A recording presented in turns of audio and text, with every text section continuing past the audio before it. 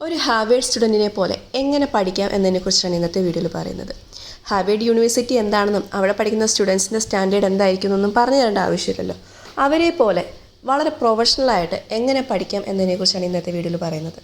കൂടുതൽ അറിയണമെങ്കിൽ നമ്മൾ ഈ ഹാർവേഡ് യൂണിവേഴ്സിറ്റിയുടെ ഡീറ്റെയിൽസ് നോക്കണം. നെറ്റിൽ തന്നെ നോക്കിയാൽ മതി. അവർ പഠിക്കുന്ന സ്പേസ്, ആ കോളേജ്, യൂണിവേഴ്സിറ്റി അല്ലെങ്കിൽ ഹോസ്റ്റൽ, അങ്ങനത്തെ കാര്യങ്ങളൊക്കെ നമുക്ക് പല വീഡിയോസിലും കാണാൻ പറ്റും. അപ്പോൾ ഇതിൽ ആദ്യം വേണ്ടത് create A dedicated study space ആണ്. നല്ലൊരു ക്വയറ്റായിട്ടുള്ള ഒരു പ്ലേസ് കണ്ടുപിടിക്കുക എന്നുള്ളതാണ്. ഇപ്പോൾ സിറ്റികളിലൊക്കെ ആണെങ്കിൽ പഠിക്കാൻ വേണ്ടിയിട്ട് പ്രത്യേകം സ്ഥലങ്ങൾ അനുവദിക്കുന്ന ആൾക്കാരുണ്ടല്ലോ. AC റൂം അതൊക്കെ സെറ്റ് ചെയ്തിട്ട് നമുക്ക് അവിടെ പോയി 1-2 മണിക്കൂറൊക്കെ പഠിക്കാം. പേയ്മെൻറ്റ് ചെയ്താൽ മതി.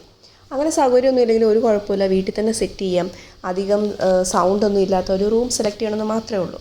ആ റൂം നിങ്ങളുടെ ഏറ്റവും വലിയ കംഫർട്ട് പ്ലേസ് ആയിരിക്കണം. പക്ഷേ അവിടെ കിടന്ന് ഉറങ്ങി കംഫർട്ട് ആവണം എന്നല്ല ഉദ്ദേശിക്കുന്നത്, ഇരുന്ന് പഠിക്കാനായിട്ട്.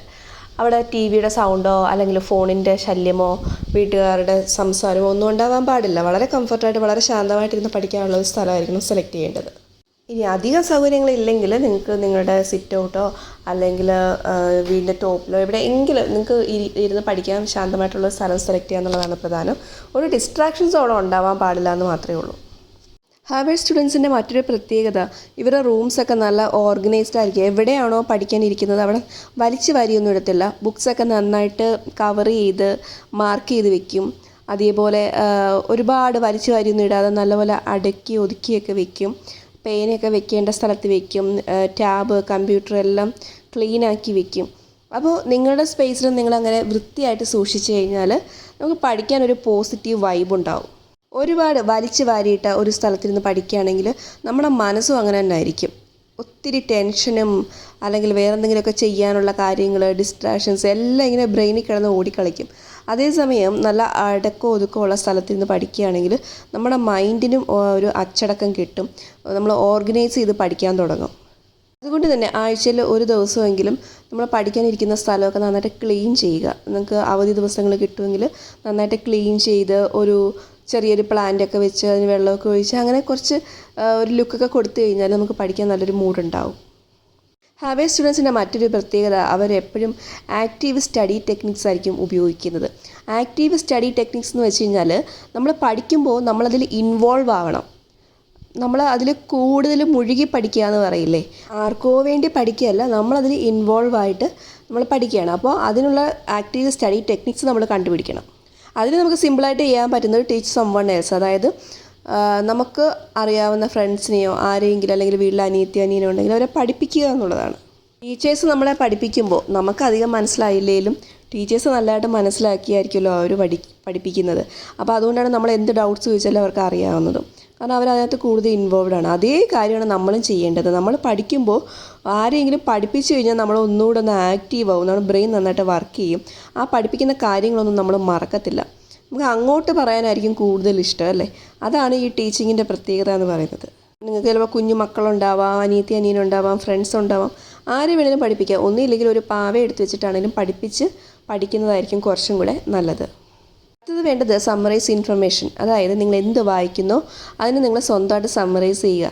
നിങ്ങളിപ്പോൾ ഒരു റാങ്ക് ഫയലിനകത്ത് ഒരു ചാപ്റ്റർ പഠിക്കുകയെന്നിരിക്കട്ടെ, ആ ചാപ്റ്ററിൽ നിന്ന് നിങ്ങൾക്ക് എന്തൊക്കെ മനസ്സിലാക്കിയെന്ന് സ്വന്തമായിട്ട് നിങ്ങൾ ചെറിയൊരു നോട്ട് എഴുതി വെച്ച് കഴിഞ്ഞാൽ റിവിഷൻ ചെയ്യുന്ന സമയത്തൊക്കെ പെട്ടെന്ന് നിങ്ങൾക്ക് പഠിച്ചെടുക്കാനുള്ള ഒരു വഴിയുണ്ടാവും.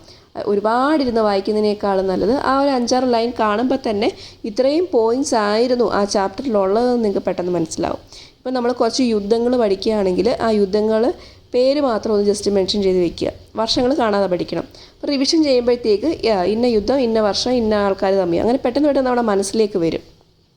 ഹാർവേഡ് സ്റ്റുഡൻസ് ഒക്കെ ഉപയോഗിക്കുന്ന മറ്റൊരു കാര്യമാണ് സ്റ്റഡി എയ്ഡ്സ് യൂസ് ചെയ്യുക. അതായത് നമ്മൾ ഈ ഫ്ലാഷ് കാർഡ്സ് അല്ലെങ്കിൽ സ്റ്റിക്കി നോട്ട്സ് ഒക്കെ ഉണ്ടല്ലോ, അത് നമുക്ക് ബുക്ക് സ്റ്റോളിൽ വാങ്ങിക്കാൻ കിട്ടും. അപ്പോൾ ഇമ്പോർട്ടൻറ്റ് പോയിൻറ്റോ വർഷമോ അതൊക്കെ ഇങ്ങനെ ആ ഒരു ഇതിൽ എഴുതി വെച്ച് കഴിഞ്ഞാൽ പെട്ടെന്ന് ഓർക്കാൻ കഴിയും. മറന്നു പോകുന്ന കാര്യങ്ങളൊക്കെ ഇങ്ങനെ നിങ്ങൾക്ക് ഫ്ലാഷ് കാർഡിൽ വേണമെങ്കിൽ എഴുതി വയ്ക്കാം. അടുത്തൊരു രീതി എന്ന് വെച്ചാൽ മൈൻഡ് മാപ്പ് രീതിയാണ്. അപ്പം മൈൻഡ് മാപ്പ് എന്താണെന്ന് നേരത്തെ ഒരു വീഡിയോ ചെയ്തിട്ടുണ്ട്. അപ്പം mind map study technique by Saumyaj എന്ന് സെർച്ച് ചെയ്ത് കഴിഞ്ഞാൽ ആ വീഡിയോ കിട്ടുന്നതാണ്. ലാസ്റ്റ് പറയാനുള്ള ടിപ്പ് സെൽഫ് എക്സ്പ്ലനേഷനാണ്. നിങ്ങൾ എന്ത് പഠിക്കുന്നോ, എന്ത് കൺസെപ്റ്റ് പഠിക്കുന്നോ അത് നിങ്ങൾ സ്വന്തമായിട്ടൊന്ന് എക്സ്പ്ലെയിൻ ചെയ്ത് നോക്കുക. നിങ്ങൾക്ക് അതിൽ നിന്ന് എന്ത് മനസ്സിലായി എന്ന് നിങ്ങൾ സ്വന്തമായിട്ട് കണ്ണാടിയിൽ നോക്കിയിട്ടോ അല്ലാതെയോ എക്സ്പ്ലെയിൻ ചെയ്ത് നോക്കുക. ഒരാൾ എഴുതി വെച്ച നോട്ട്സ് പഠിക്കുന്നതിനേക്കാളും ആ നോട്ട്സിൽ നിന്നും നമുക്കെന്തായും എന്ത് മനസ്സിലായി എന്ന് സ്വന്തമായിട്ട് എക്സ്പ്ലെയിൻ ചെയ്യുമ്പോൾ ആ കൺസെപ്റ്റ് നമ്മുടെ മൈൻഡിൽ നിന്ന് ഒരിക്കലും പോവില്ല. നമുക്ക് പഠിക്കുമ്പോൾ എപ്പോഴും നമ്മുടെ മനസ്സിൽ കൺസെപ്റ്റുകളാണ് വേണ്ടത്.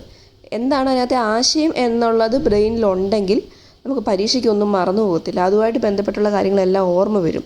വെറുതെ കാണാതെ പഠിക്കുന്നതിനേക്കാളും നല്ലത് കൺസെപ്റ്റ് മനസ്സിലാക്കി പഠിക്കുന്നതാണ്.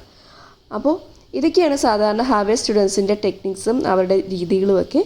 അപ്പോൾ ഇങ്ങനത്തെ സ്റ്റഡി വീഡിയോസ് വ്ളോഗൊക്കെ ഒരുപാടുണ്ട്. അത് ഇൻസ്റ്റയിലും യൂട്യൂബിലും ഒക്കെ ഉണ്ട്. അതൊക്കെ നോക്കുമ്പോൾ മനസ്സിലാകും അവർ എത്ര മണിക്കൂർ പഠിക്കുന്നുണ്ട്, എങ്ങനെയൊക്കെയാണ് പഠിക്കുന്നതെന്നൊക്കെ. ആ രീതി കൊണ്ടുവന്ന് കഴിഞ്ഞാൽ നമുക്കും നല്ല ഓർഗനൈസ്ഡ് ആയിട്ട് പഠിക്കാൻ കഴിയും. ഇതുപോലെയുള്ള സ്റ്റഡി ടെക്നിക്സ് ഒക്കെ ഉൾപ്പെടുത്തി ഞാനൊരു ബുക്ക് എഴുതിയിട്ടുണ്ട്. ആ ബുക്ക് ഇപ്പോൾ ആമസോണിൽ ഔട്ട് ഓഫ് സ്റ്റോക്കാണ്. പോസ്റ്റൽ വഴി മാത്രമേ കിട്ടത്തുള്ളൂ. അതിൻ്റെ ഡീറ്റെയിൽസ് ഫസ്റ്റ് കമൻറ്റിൽ കൊടുത്തിട്ടുണ്ട്.